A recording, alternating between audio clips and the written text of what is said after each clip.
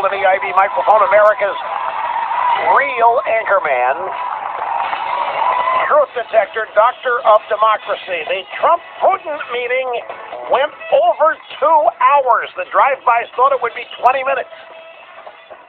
20 to 25 minutes went over 2 hours, and they are desperate to find out what happened. They just can't. Putin wasn't supposed to want to spend that much time with Trump. Putin was supposed to walk out in at least a half hour. Putin was supposed to... It just isn't going the way they had it planned. It's just not going the way they envisioned it. It's so comical to watch this. Now they've got analysts from the Middle East think tanks coming in to talk about it. How long before the transcript of the meeting is leaked?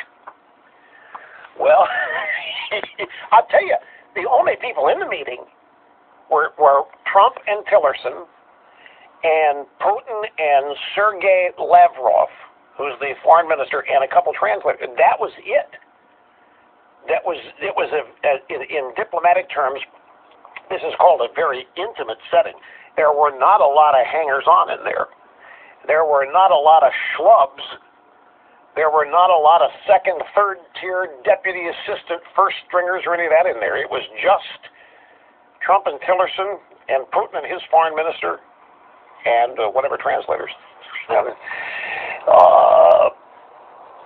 I think, I can see here that the U.S. and Russia have reached an agreement on a ceasefire in Syria, which is to take effect Sunday at noon in Damascus. Now, the drive-bys, I think there was nothing that was going to happen in the meeting. I'm going to make sure I'm reading this right. Note here, but I have to double check.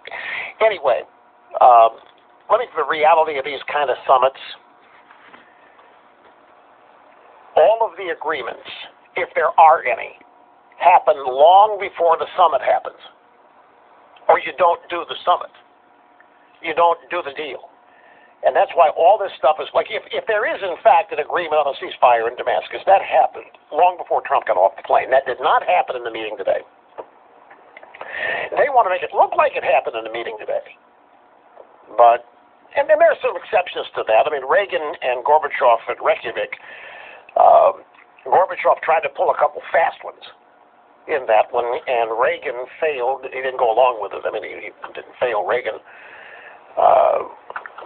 held Gorbachev up, and that got George Shultz, who was Secretary of State at the time, had to go out. I have never been prouder of my president than today, Ronald, because Gorbachev attempted to come up with a deal where we would get rid of all of our nukes, and they would say they would get rid of all of theirs.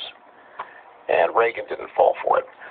This is, everybody's commenting on this because of the camera shutters, and you really can't hear too much of what's said, but I have the transcript and I'll be able to share it. First up, Trump at the G20 summit, as he and Putin meet, long-awaited collusion on the election in 2016, and they're speaking with reporters about the meeting, and here's a little of what Trump said. President Putin and I have been discussing various things. I think it's going very well. We've had some very, very good talks. We're going to have a talk now, and obviously that will continue. But we look forward to a lot of very positive things happening for Russia and the United States and for everybody. It's an honor to be with you. And this didn't grab soundbite number 3. Norah O'Donnell at CBS did not like that. There you hear from President Trump and the Russian President Putin with some short statements to the press before they begin a more extended meeting with the foreign minister and the Secretary of State also there as part of those meetings. But Trump beginning by saying, it's an honor to be with you. Right. Action for him. Why wouldn't it be an honor to meet with Putin? Side of glass, and you better stop this. Everybody, you're gonna get quoted. You're gonna become part of the story. I hope that happens, because you people in this audience will know beyond a shadow of a doubt what a bunch of absolute jokes the media, if they take sense of humor, and I mean that they cannot sense it. When there is humor, it sails right by them.